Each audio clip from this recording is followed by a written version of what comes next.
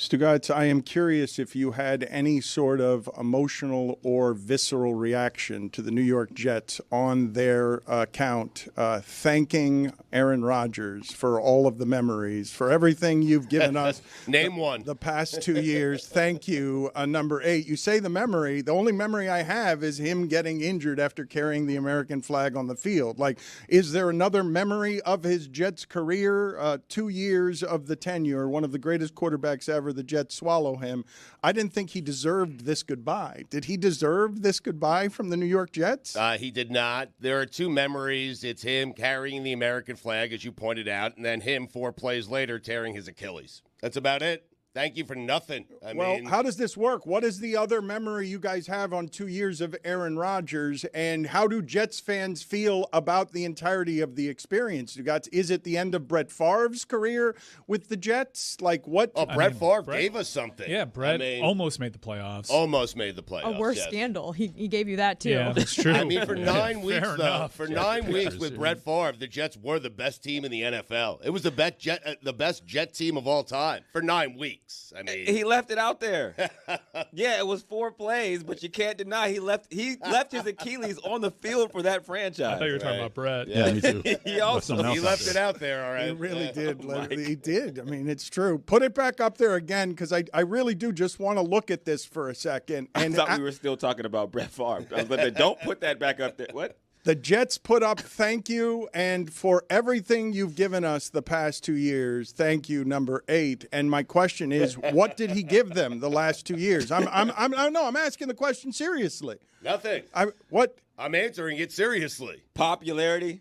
No. The Jets have never been a part of the national conversation as often as they were in their franchise history. Yeah, but for the wrong reason. That at least goes to the bottom line, though. No, I know, but we've always been like a team that everyone's made fun of, and this kind of ratcheted that up because you got an MVP quarterback, the greatest quarterback, I would say, in franchise history, right? And in 4 plays, that's over. That whole dream is over. What about hope? Does hope mean nothing to you? You had so much hope. I have hope every August. Today, you woke up in those mornings feeling like you had a chance, no? That one morning, yes. Hope and sales at the beginning he was good for. Hope and sales, that can't be disputed. Like, there you go. He was good for business at the beginning, but then you're theorizing that the rest of what he gives is just attention to the Jets, but it's not good attention, and then it becomes Chris Cody's theory of, in the modern age, all attention is good attention. It doesn't even matter whether it is good or bad. You just make yourself more famous, and that's the currency of the day. That's not wrong. It's not a wrong take.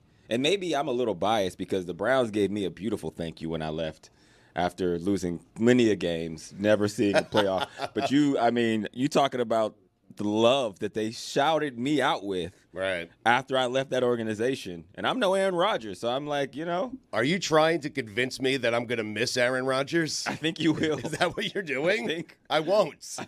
I'm not sure, actually. Like, what are they going to do at quarterback? And Andrew Hawkins at least got his big goodbye from the Browns because he represents one of the great things in sports that everyone can embrace, which is the underdog. Aaron Rodgers was not that. He's not the gritty underdog. Hawkins was also good for the Browns, whereas Aaron wasn't good for the Jets. Yes. Well, right.